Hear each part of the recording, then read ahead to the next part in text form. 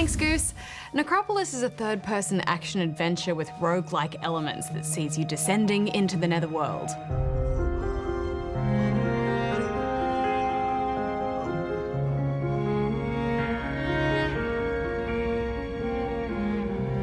think we go this way. Follow me. I see some red stuff behind. There's a lot. Yeah, that was good. We did it. Oh, I've aggroed quite a few. Oh no, Black Knight, Black Knight. Oh, teleporting guys!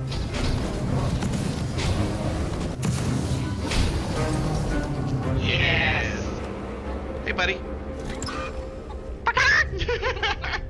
Bit of a Dark Souls vibe to this, wouldn't you say, Barjo? Oh yeah, absolutely. It's like they thought, hey, let's take a really hard game like Dark Souls and a really hard genre like the roguelike genre and put them together to see what happens. You know what happens? A lot of pain, a lot of death. In a good way. The biggest similarity is the combat style. You're dealing with slow, carefully timed attacks, blocking and staggering, and stamina management. If you die, you're sent all the way back to the beginning as well, so it has that soul-crushing defeatist mentality to it too. Except being a roguelike, you lose all of your gear as well. Talk about piling on the pain. The other roguelike elements spring into play with procedurally randomized levels, so at least you're not playing through the exact same sequence over and over. The starting area doesn't give you much help on how the game actually works, but the discovery process of mechanics and how everything fits together is why I like these kind of games so much. All you get initially is a button tutorial printed on the wall and a few skellies to trash. There's also a giant pyramid thing with an eye in this kind of rest zone, which is at the end of each level. And he gives you little challenge quests and talks cryptically about what's going on. He's kind of like your netherworld boss, I think. Yeah, he's got a strange sense of humor as well. Often these quests, once you've completed them, he says that he didn't even want you to do it in the first place. Make up your mind. He's full of humorous lines of dialogue, actually, mocking your attempts to survive and questioning your every step. You can return to these areas for leveling up with gems or buying some items, but most of your gear comes from fallen enemies. These shields I can get though? I'm totally getting this shield. And the best from chests. Chest! I love that sword. I don't want it. Yes, moving deeper into the Necropolis will see you facing labyrinth after labyrinth of twisting dungeons teeming with ghoulish creatures. Get them before they disappear. Yeah, okay. Oh, that one turned into a bad thing. I haven't seen that before. But maybe it'll give us good stuff. No. Health is precious, but there is a crafting system too, which allows you to create some food and potions to keep you going, and not just rely on drops. There's a definite need to be tactful in order to stay alive, trying to kite enemies away so you don't aggro an entire mob and get overwhelmed. Some have ranged attacks, and often you can be surprised by enemies that were hiding. Oh dear, what's that guy? Oh, that's like a cave troll. Or ambushed by groups.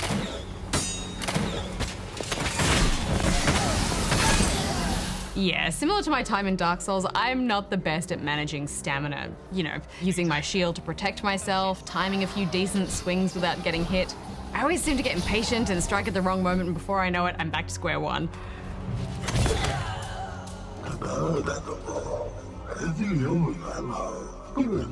And this is just like Dark Souls in that respect. If you get greedy, you get dead.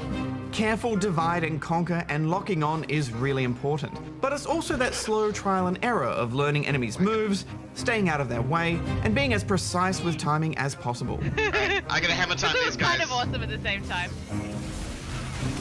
Oh my! Spinning laser ball!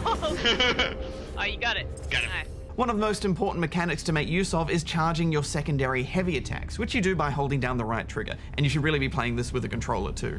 These are really powerful and have unique movesets and aftershocks, and when you see a big group, it's the only way to take them out effectively. Charged heavy attacks do heaps of damage and can disable enemies, but interestingly they also eat away at your stamina permanently. So if you do a bunch of these in a row, you'll have very little stamina left for anything else until you replenish it by drinking potions or eating food. Not sure if I like this system, Barjo. It just seems punishing and not in the right way. I grew to like it because it forces you to make an interesting choice when you're faced with a big mob of enemies. You know, do I use this ability, which probably will work, but also make life harder for me afterwards? Yeah, it's kind of a last resort or a planned ambush, you know, one or the other. For sure. I do agree, though, it does get a bit tedious that you have to eat so much food and make so many potions to recover from it, though. And if the regular combat was a bit more fluid and just more fun, then that wouldn't be an issue. Shield bashing, attacking, dodging, it's all just a bit sticky for my liking. It lacks the elegance of the Souls games combat, where each hit feels really satisfying. Mind you, those games have had a long time to get that right now, and overall, this is still pretty solid combat. I like the creature design as well. Yes, I love the creatures, especially the clockwork knights with their spinning arms and electric weapons. In fact, I loved the look and art style of the game in general. It's simple but really striking. At the start, you're simply choosing between a male or a female robed figure in a variety of colors. You can tell this one's the lady because she's got that signature lady warrior hip wiggle. Yeah, I love this art style too. The geometry of the walls and the levels, it's also fascinating. And when you're lowered into a big new zone, Exciting. Yeah. or facing off with those red infected creatures that spawn, there's a real sense of danger to this world. You know, playing this, I was taken back to my nightmarish time in Dark Souls 3 when I could hear your voice saying, "Death is your reward." Well, here I was told death is only the beginning. Well, then kill me now. Or don't. Live to die and love the pain, Hex. Oh, I felt the pain.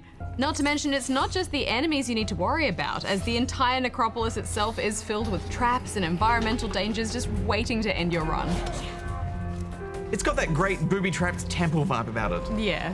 In saying that though, I just feel like there wasn't really enough in this game to keep me coming back. Making the levels procedurally randomized is a great way to keep short-lived runs through this game more interesting, but there still wasn't enough variety there to make me want to keep trying.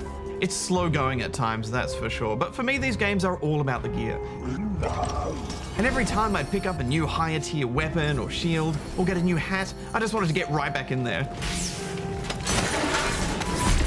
You can also play Necropolis with up to 3 friends if you want to get together and take on these dungeons of death together. Yeah, and I have to say I welcomed your Dark Souls expertise here. You know, once we were playing together with your help, I had way more fun. I'll finish him off. Yeah, good team. Did it. I think the game is just a little easier when you play with friends too, because you can team up and take on enemies as well as revive each other when you go down. Yeah, although I didn't expect there to be friendly fire, which added some complications when we played together. Goes like this. And then let go. Yeah. You do like this super attack. Oh, I just killed you. I can resurrect you. It's all right. It's tough because you pick up these huge weapons, big swords and axes that have a wide swinging arc Ah, and careful. heavy hitting attacks, and it's easy to get caught on the crossfire. Yeah, we had to warn each other each time we were going to use one of those charged heavy attacks so the other one had a chance to get away in time. I'm gonna do a big attack. Well, you were better with the warning than I was. You were awful at it, every time. Eh. Oh, nice one. Oh. Give me some warning. Give me some warning when you're gonna do that. I forgot that it sorry, I'm sorry. You don't sound sorry. You warned me when you're in the middle of doing the attack. It's like, what am I supposed to do? Heavy attack! It's like, thanks. You gotta give me warning. Sorry, I forgot. Yeah, whoops. Although you took me out a few times too. It's because you just run into my sword. Wait your turn. Stop being greedy. So it's like a drop down attack. Oh. Let me just see. I Big wouldn't mind attack. leveling up. Big attack. Oh shit, sorry. I wasn't paying attention. I was just trying to help. I'm just keen to get in there. Yeah, but then you get dead. Well, I think, as you said to me while we were playing, the best strategy really is to kite, divide, and conquer to avoid these kinds of mishaps. Ow. Sorry. Just gotta wait your turn. Wait your turn, Hex. I get excited. This was hard enough to manage with just 2 of us. Can you imagine playing this with 4 people? Oh, yeah, that would be absolute chaos. Did you like it overall? Yeah, I did. I mean, I think there's probably not enough variety in the game to keep me coming back personally, but this is a very streamlined version of that Souls-esque experience, and I think a lot of people will find some great challenge with. Nice. But I definitely recommend teaming up with a buddy to do so. I'm giving it 3 stars. If they just tightened up that combat a little bit and that hit detection, I would say this would be a must-play for any Souls fan. As it stands, though, there is still a lot of great stuff here. I'm giving it 3.5 stars. New hat. Yeah. Do you want my old one? My old one's pretty cool. Oh yeah. Hey, we look pretty boss. Yeah.